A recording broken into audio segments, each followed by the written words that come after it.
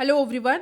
आज हम लोग आपके आने वाले एग्जाम के लिए हिस्ट्री के इम्पॉर्टेंट 25 क्वेश्चन को डिस्कस करने जा रहे हैं जो कि आपके एग्जाम पॉइंट ऑफ व्यू से इम्पॉर्टेंट है।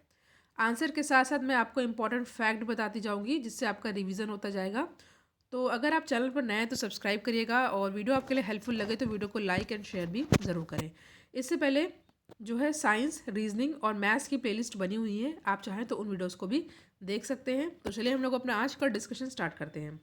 आज का हमारा पहला क्वेश्चन है, बहुत ही इंपॉर्टेंट क्वेश्चन है, कई बार एग्जाम में पूछा गया है। और ध्यान दीजिएगा, जो क्वेश्चन आज मैंने लिए हुए हैं वो किसी ना किसी एग्जाम में रिपीटेडली बार बार पूछे गए हैं। तो सभी क्वेश्चन को आपको अच्छे से याद कर लेना है, किसी को भी स्किप नहीं करना है। तो पहला क्वेश्चन है, अपने शिलालेखों में अशोक सामंतिया किस नाम से जाने जाते हैं? चार ऑप्शन आपके सामने दे रखा है, चक्रवर्ती, प्रियदर्शी, धर्मकीर्ति या धर्मदेव। देखिए, आंसर उतारने से पहले मैं आपको कुछ इंपॉर्टेंट फैक्ट बताऊंगी जो आपको अच्छे से याद कर लेना है। देखिए, मौर्य सम्राट थे अशोक और इनके इतिहास की संपूर्ण जानकारी उनके अभिलेख से ही मिलती है। ठीक है, पहला फैक्ट तो ये हो गया। और दूसरा ये है कि अशोक को अभिलेख की प्रेरणा कहाँ से मिली थी? तो ये प्रेरणा मिली थी ईरान के शासक डेरियस से। ठीक है, और अभी तक अशोक के 40 अभिलेख प्राप्त हुए हैं और ये ब्राह्मी, खरोष्टी, अरमाइक, ग्रीक लिपियों में लिखे गए हैं। और कहाँ कहाँ ये मिले हैं? ये मिले हैं अभी जो है भारत में, इंडिया में, अफगानिस्तान में और पाकिस्तान में, नेपाल में और आधुनिक जो बांग्लादेश है वहाँ पर जगह जगह पर ये अभिलेख मिले हुए हैं। ठीक है, और जो मास्की अभिलेख से ही अशोक का नाम जो है देव नाम प्रिय और प्रियदर्शी के विषय में जानकारी प्राप्त होती है। तो जो हमारा सही आंसर हो जाएगा वो हो जाएगा ऑप्शन नंबर बी। और साथ ही साथ आपको अशोक का शासन काल याद कर लेना है। तो शासन काल था अशोक का 369 से 332 ईसा पूर्व। ठीक है, तो ये सभी इंपॉर्टेंट फैक्ट आपको याद कर लेना है। ठीक है, हम लोग नेक्स्ट क्वेश्चन पर आते हैं। नेक्स्ट क्वेश्चन है, इनमें से कौन गुप्त काल में औषधि के क्षेत्र में अपने कार्य के लिए जाने जाते हैं? चार ऑप्शन आपके सामने दे रखा है। तो जो इसका सही आंसर हो जाएगा, देखिए, गुप्त काल में चिकित्सा के क्षेत्र में दो इंपॉर्टेंट पर्सन थे, एक थे चरक और दूसरे थे सुश्रुत। तो जो हमारा सही आंसर रहेगा वो हो जाएगा ऑप्शन नंबर ए, सुश्रुत। ठीक है, और सुश्रुत प्राचीन भारत यानी इंडियन एंशियंट इंडियन के महान चिकित्सा शास्त्री थे। ठीक है, तो यहाँ पे ऑप्शन नंबर ए हो जाएगा हमारा सही आंसर। और इन्होंने ही आज से लगभग 25 साल पहले ही, किसने? सुश्रुत ने ही आज से 25 साल पहले ही प्लास्टिक सर्जरी की वैज्ञानिक संकल्पना प्रस्तुत कर दी थी। ठीक है, बता दिया था कि प्लास्टिक सर्जरी के बारे में। थर्ड क्वेश्चन पे हम लोग आते हैं। इंपॉर्टेंट क्वेश्चन है, निम्नलिखित में से प्राचीन भारत की कौन सी लिपि दाहिने से बाएं ओर लिखी जाती है? यानी दाहिने से बाएं ओर लिखी जाती है। ठीक है, चार ऑप्शन आपके सामने दे रखा है। तो जो सही आंसर ये है खरोष्टी। देखिए, सिंधु घाटी की चित्रलिपि थी, आपको पता ही है। तो सिंधु घाटी की चित्रलिपि को छोड़कर खरोष्टी भारत की दो प्राचीनतम लिपियों में से एक है। ठीक है, और जो अशोक थे उनके जो सहवाजगढ़ी और मनसहरेहा अभिलेख था वो खरोष्टी लिपि में ही लिखवाए गए। स्पेशली पूछा आता है कि अशोक के कौन से अभिलेख जो है खरोष्टी लिपि में लिखवाए गए थे। तो पाकिस्तान में है सहवाजगढ़ी और मनसहेरा। ठीक है, ये आपको अच्छे से याद कर लेना, और ये दाएं से बाएं ओर लिखी जाती थी। फोर्थ क्वेश्चन है आपका, निम्नलिखित में से कौन सा बंदरगाह गुप्त काल में उत्तर भारतीय व्यापार के लिए उपयोग किया जाता था? तो जो सही आंसर है वो है ताम्रलिप्ति। ठीक है, और गुप्त काल में उत्तर भारतीय व्यापार के लिए ताम्रलिप्ति बंदरगाह का उपयोग किया जाता था। ठीक है, तो ये जो है ऑप्शन नंबर बी हो जाएगा हमारा सही आंसर। नेक्स्ट क्वेश्चन है, मुगल चित्रकला किसके नेतृत्व में अपने शीर्ष बिंदु पर थी? तो जो सही आंसर ये है आपका जहांगीर। ठीक है, देखिए, जब भी बाबर ये मुगल साम्राज्य की बात आती है, मैं आपको एक इम्पॉर्टेंट फैक्ट वो बताती हूँ, ट्रिक होता है, वो होता है बाज साब। ठीक है, तो ये सीक्वेंस है मुगल शासकों का। तो सबसे पहले मुगल जो साम्राज्य की स्थापना जो है किसने की थी? ये की थी बाबर ने। बाबर के बाद गद्दी पे हुमायूं बैठा था, then Akbar, then Shahjahan, then Jahangir, then Shahjahan, then Aurangzeb, then Bahadur Shah. ठीक है, बहादुर शाह बैठे थे गद्दी पर। ठीक है, ये था। उसके बाद जो है भी आए थे, बट ये इंपॉर्टेंट है, कई बार एग्जाम में पूछा जाता है। तो जो क्वेश्चन है, मुगल चित्रकला किसके नेतृत्व में अपने शीर्ष बिंदु पर थी? तो ये हो जाएगा Jahangir is the correct answer. ठीक है, जहांगीर का काल मुगल चित्रकला के लिए बहुत ही पीक टाइम था, बहुत ही चरम पे था उस समय मुगल चित्रकला। और जहांगीर ने छवि चित्रकारी में जो है प्राकृतिक दृश्यों यानी कि नेचुरल सीन और पर्सन यानी कि व्यक्तियों के जीवन से संबंधित चित्रों का चित्रण की परंपरा को स्टार्ट किया था। ठीक है, ये जहांगीर खुद भी बहुत अच्छा जो है चित्रकार था। ठीक है, और जहांगीर ने हेरात के एक प्रसिद्ध चित्रकार जिनका नाम अकारिजा है, ठीक है, पूछा जाता है एग्जाम में, अकारिजा है, जो है इन्हीं के नेतृत्व में आगरा में एक चित्रशाला की स्थापना की थी। ठीक है, और बात की जाए कारखाना किसने स्टार्ट किया था, तो वो हो जाएगा अकबर, ये भी एग्जाम में पूछा जाता है। और जहांगीर काल के प्रमुख पेंटर यानी चित्रकार कौन कौन थे, देखिए उस्ताद मंसूर और अबुल हसन तो आप जानते हैं, इसके साथ साथ आपको याद कर लेना है फारूक बेग, बिसनदास और मनोहर भी, ये भी जो है प्रमुख इनके चित्रकार थे जहांगीर काल की बात की जाए तो।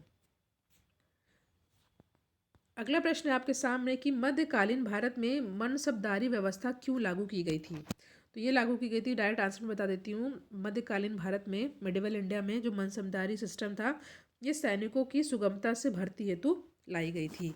ठीक है, और ये जो मनसब है ये अरबी शब्द है जिसका अर्थ होता है रैंक या पद। ठीक है, रैंक या पद, और ये अकबर ने स्टार्ट किया था। ठीक है, अगला प्रश्न आपके सामने कि अष्टप्रधान का गठन किसने किया था। तो अष्टप्रधान का गठन ये किया था शिवाजी ने। इम्पॉर्टेंट है, देखिए अष्टप्रधान में कौन कौन से थे वो भी मैं आपको बता देती हूँ, कौन कौन से जो है इसमें थे परिषद में।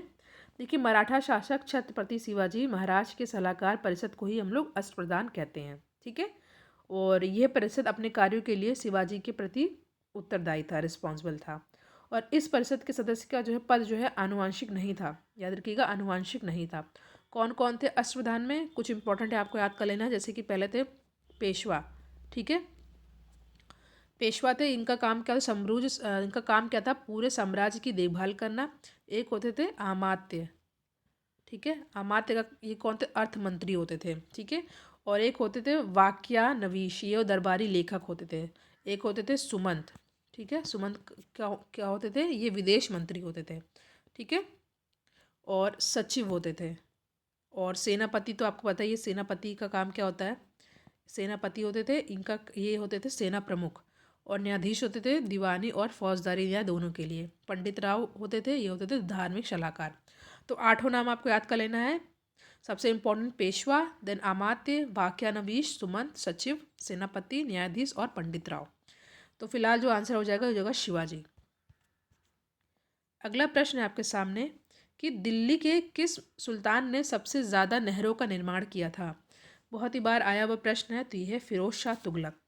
ठीक है, देखिए फिरोज शाह तुगलक जिसका शासनकाल जो है 1351 से लेकर के 1388 तक था। ठीक है, और मोहम्मद बिन तुगलक की मृत्यु के बाद जो है फिरोज शाह तुगलक जो है गद्दी पर बैठा था। ठीक है, इसने सिंचाई व्यवस्था के सुधार के लिए बहुत ही ज़्यादा नहरों और तालाब का निर्माण करवाया था। और एक इसने एक कर यानी टैक्स लगाया था, उस टैक्स का नाम था हक ए शर्ब। ठीक है, हक हक ए शर्ब। ठीक है, ये टैक्स था और ये सिंचाई कर था। ठीक है, सिंचित भूमि की कुल उपज का ये 1/4 था, 1/4 था। ठीक है, और सिंचाई की सुविधा के लिए जो फिरोज शाह तुगलक है, इन्होंने 5 बड़ी नहरों का निर्माण करवाया था, जिसमें सबसे लंबी नहर कौन थी, उल्लू गखानी नहर थी, जो यमुना से हिसार तक जाती थी। आई होप ये फैक्ट आपके लिए सारे हेल्पफुल हो। वीडियो आपके लिए हेल्पफुल हो तो वीडियो को लाइक एंड शेयर जरूर करिएगा, और चैनल पर नया है तो सब्सक्राइब भी करिएगा। अगला प्रश्न आपके सामने, बंगाल की खाड़ी में समुद्री डकैती हेतु हुगली का उपयोग कौन करता था, डच, फ्रांसीसी, पुर्तगाली या अंग्रेज। तो ये थे पुर्तगाली, पोर्तुगीज। ठीक है, तो ऑप्शन नंबर सी हो जाएगा सही आंसर। यहाँ से भी आपको एक सीक्वेंस याद कर लेना है कि भारत पे सबसे पहले कौन आए थे। पहले आए थे पोर्तगालीज यानी पुर्तगीज, और दूसरे थे आपके डच, फिर थे ब्रिटिश, फिर थोड़े समय के लिए डेन्स आए थे, फिर फ्रेंच आए थे। ठीक है, तो बंगाल की खाड़ी में समुद्री डकैती हुई तो हुगली का उपयोग कौन करता था, तो ये थे पुर्तगाली। ठीक है, और ये पुर्तगाली सबसे प्रथम थे, मैंने बताया था कि आने वाली कंपनियों में सबसे पहले पुर्तगाली ही थे, और जो कि कब आए थे 1498 में। ठीक है, भारत में आए थे, और इनकी पहली फैक्ट्री कहाँ थी, कोचीन में, कोचीन में थी। ठीक है, कोचीन में 1498 एंड पहली जो फैक्ट्री थी कोचीन में स्थापित की गई थी। ठीक है, नेक्स्ट है बहुत इंपॉर्टेंट है, ठगों का उन्मूलन किसके नेतृत्व में हुआ था। देखिए ठगों का उन्मूलन तो हुआ था कैप्टन स्लीमन के, मतलब ये उस समय जो मेजर जनरल स्लीमन ने 1830 में ठगों का उन्मूलन किया था। ठीक है, और उस समय भारत का गवर्नर जनरल कौन था? Lord William Bentinck. ठीक है, देखिए ये ठगी होती क्या थी? ठगी में पहले जो है कुछ लोग पता लगाते थे किसके पास कितने पैसे हैं, फिर जा करके उनको रुमाल से बांध करके उनको मार करके उनके पैसे को ले लेते थे। ठीक है, ये थोड़ा मैंने बताया आपको। नेक्स्ट है, अफगानिस्तान के प्रति आक्रामक नीति किस वायसराय ने अपनाई थी? तो ये अपनाई थी किसने? लॉर्ड लिटिन ने। ठीक है, लॉर्ड लिटिन ने ये अपनाई थी। पहले तो इसने फ्रेंडशिप करनी चाहिए, बट जब फ्रेंडशिप नहीं हुई तो जो है इन्होंने युद्ध का रास्ता लिया। ठीक, देखिए 1876 में लॉर्ड लिटिन भारत का गवर्नर जनरल बनकर के आया था। कब? 1876 में। पहले तो उसने जो अफगानिस्तान के उस समय के अमीर थे शेर अली, उससे जो है संधि करने का प्रयास किया। जैसे मैंने आपको बताया कि फ्रेंडशिप करने का ट्राई किया, बट जब ये नहीं हो पाया सफल, तो इन्होंने जो है विरुद्ध जो है आक्रामक नीति अपनाई थी। और दूसरा आंग्ल अफगान युद्ध जो है 1878 से 1880 के दौरान हुआ था। ठीक है, और इस युद्ध की समाप्ति किस संधि पर हुई थी पूछा जाता है, तो ये संधि थी गंडमक की संधि। ठीक है, नेक्स्ट क्वेश्चन है, 1930 में महात्मा गांधी ने सविनय अवज्ञा आंदोलन कहाँ से प्रारंभ किया था? तो इन्होंने किया था दांडी से। ठीक है, तो गांधी जी ने सविनय अवज्ञा आंदोलन प्रारंभ करने के लिए 12 मार्च 1930 को दांडी मार्च की हिस्टोरिक दांडी मार्च की शुरुआत की थी। उस समय गांधी जी ने अपने जो चुने हुए 78 समर्थकों के साथ लेकर साबरमती आश्रम से चले और लगभग 375 किलोमीटर दूर गुजरात के समुद्र तट पर दांडी गांव पहुंचे थे। ठीक है, स्थित था समुद्र तट पर स्थित था दांडी गांव, वहाँ पहुंचे थे। और 6 अप्रैल 1930 को दांडी में नमक कानून तोड़ा गया था। यहीं से सविनय अवज्ञा आंदोलन की शुरुआत हुई थी। नेक्स्ट, साराबंदी आंदोलन 1922 किसके नेतृत्व में प्रारंभ हुआ?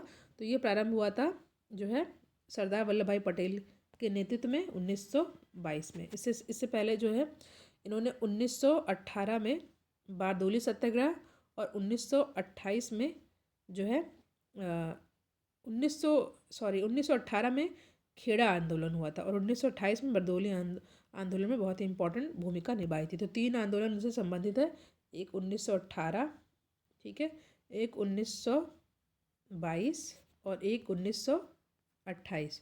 तो 1918 में क्या था? खेड़ा। ठीक है, 1922 में कौन सा था? 1922 में मैंने बताया साराबंदी, और 1928 में जो है कई बार एग्जाम पूछा था बारदोली सत्याग्रह। ठीक है, नेक्स्ट क्वेश्चन है, भारत के विभाजन के समय भारतीय राष्ट्रीय कांग्रेस के अध्यक्ष कौन थे? यहाँ पे आपके सामने 4 ऑप्शन दे रखा है, जेबी कृपलानी, जवाहरलाल नेहरू, मौलाना अबुल कलाम आज़ाद या सी राजगोपालाचारी। तो भारत के विभाजन के समय इंडियन नेशनल कांग्रेस के प्रेसिडेंट कौन थे? तो ये थे जेबी कृपलानी। ठीक है, ऑप्शन नंबर ए हो जाएगा हमारा सही आंसर। ठीक है, और वो कहाँ पर आयोजित हुई थी? मेरठ में। ठीक है, जेबी कृपलानी। और जो है ये जो है 54वां अधिवेशन था, 13 नवंबर 1946 को हुआ था। ठीक है, और इन्हीं के अध्यक्ष काल में ही भारत जो है स्वतंत्र हुआ था। अगला क्वेश्चन आपके सामने, भारतीय राष्ट्रीय कांग्रेस के संस्थापक कौन थे? तो भारतीय राष्ट्रीय कांग्रेस के संस्थापक थे A.O. ह्यूम। ठीक है, कुछ यहाँ से आपको इंपॉर्टेंट फैक्ट याद कर लेना है। देखिए, आपको पता है कांग्रेस की स्थापना 1885 में हुई थी। ठीक है, 1885 में हुई थी, और जो है पहला अधिवेशन 28 दिसंबर 1885 को बम्बई में हुआ था। ठीक है, और कहाँ पर हुआ था? गोकुलदास तेजपाल संस्कृत विद्यालय में हुआ था, और इस अधिवेशन में 72 लोगों ने भाग लिया था, और इसकी अध्यक्षता जो है WC बनर्जी जी ने की थी। और पहले इसके जो महासचिव कौन थे? A.O. ह्यूम। इतना फैक्ट आपको याद कर लेना है। फिर आपको याद कर लेना है कि इंडियन नेशनल कांग्रेस की प्रथम मुस्लिम अध्यक्ष कौन थे? तैयब जी थे। और इंडियन नेशनल कांग्रेस यानी भारतीय राष्ट्रीय कांग्रेस की पहली महिला अध्यक्ष कौन थी? तो एनी बेसेंट थी, और इन्होंने कलकत्ता अधिवेशन में भाग लिया था। और पहली भारतीय महिला कौन थी? सरोजनी नायडू थी, कानपुर अधिवेशन में इन्होंने भाग लिया था, अध्यक्षता की थी, सॉरी। तो एनी बेसेंट कलकत्ता, आपको याद कर लेना ABC। ठीक है, ट्रिक हो जाएगा ABC, यानी कि एनी बेसेंट कलकत्ता का अधिवेशन हुआ था, उसमें उन्होंने अध्यक्षता की थी। ठीक है, अगला क्वेश्चन है, रविन्द्रनाथ टैगोर ने अपने नाइटहुड की उपाधि किस कारण त्याग दी थी? तो इन्होंने अपनी जो है नाइटहुड की उपाधि, जो टाइटल था, ये त्याग दी थी जलियांवाला बाग हत्याकांड के बाद। ठीक है, कब हुआ था ये? 13 अप्रैल 1919 में। ठीक है, इसी के विरोध में जो जलियांवाला बाग हत्याकांड हुआ था, इसी के विरोध में रविन्द्रनाथ टैगोर ने अपने नाइटहुड की उपाधि को त्याग दिया था। रविन्द्रनाथ टैगोर को हम लोग गुरुदेव के नाम से भी जानते हैं, ठीक है। और ये एशिया के पहले नोबेल पुरस्कार से सम्मानित व्यक्ति हैं और एकमात्र कवि हैं जिन्होंने 2 रचनाएं 2 देशों को राष्ट्रगान किया है, जैसे कि भारत का जनगण और बांग्लादेश का राष्ट्रीय गान आमार सोनार बांग्ला। ये सब रविन्द्रनाथ टैगोर की ही जो है रचनाएं हैं। नेक्स्ट, भारत सेवक समाज की स्थापना किसने की थी? तो ये की थी कि इन्होंने गोपाल कृष्ण गोखले ने, ठीक है। तो 1905 में गोपाल कृष्ण गोखले द्वारा भारत सेवक समाज यानी कि सर्वेंट्स ऑफ इंडिया सोसाइटी की स्थापना की गई थी और महात्मा गांधी जी गोपाल कृष्ण गोखले को अपना राजनीतिक गुरु मानते थे, ठीक है। और महादेव गोविंद रनाडे गोपाल कृष्ण गोखले के राजनीतिक गुरु थे, ठीक है। तो सही आंसर हो जाएगा option number C. Next question है, काकोरी ट्रेन डकैती कांड में किन क्रांतिकारियों को फांसी की सजा दी गई थी? आपके सामने 4 ऑप्शन है, राम प्रसाद बिस्मिल और अशफाक उल्ला खां, दूसरा है वीर सावरकर और वासुदेव चापेकर, तीसरा है प्रफुल्ल चंद्र चाकी और खुदीराम बोस और चौथा है सूर्यसेन और उधम सिंह। तो इस क्वेश्चन को जो सही आंसर हो जाएगा वो हो जाएगा option number A, Ram Prasad Bismil और अशफाक उल्ला, ठीक है। तो ऑप्शन नंबर ए हो जाएगा हमारा सही आंसर। देखिए कुछ इंपॉर्टेंट फैक्ट यहाँ से भी आपको याद कर लेना है, जैसे कि देखिए 9 अगस्त 1925 को हिंदुस्तान रिपब्लिक एसोसिएशन के सदस्यों द्वारा उत्तर रेलवे के लखनऊ सहारनपुर रेल मार्ग के काकोरी नामक स्थान पर ट्रेन को लूटा गया था। सरकारी खजाना था, इसको लूट लिया गया था और इसमें फिर 29 क्रांतिकारियों को गिरफ्तार किया गया, जिसमें राम प्रसाद बिस्मिल, अशफाक उल्ला खां और रोशन लाल और राजेंद्र लाहिड़ी को फांसी हुई और जो चंद्रशेखर आज़ाद थे वो बच निकले थे, ठीक है। इसकी जो पैरवी हुई थी, तो काकोरी कांड के जो मुकदमे की पैरवी हुई थी उसमें सरकार की ओर से नारायण मुल्ला को नियुक्त किया गया था और जो अभियुक्त थे उनकी ओर से लक्ष्मी नारायण मिश्र और केसी दत्त नाम याद कर लीजिएगा, इंपॉर्टेंट है, कई बार एग्जाम पूछा जाता है, और जयप्रकाश मिश्र की नियुक्ति की गई थी। नेक्स्ट है, सत्यशोधक समाज की स्थापना किसने की थी? तो सत्यशोधक समाज की स्थापना ज्योतिबा फुले जी ने की थी और कब की थी? 1873 में की थी।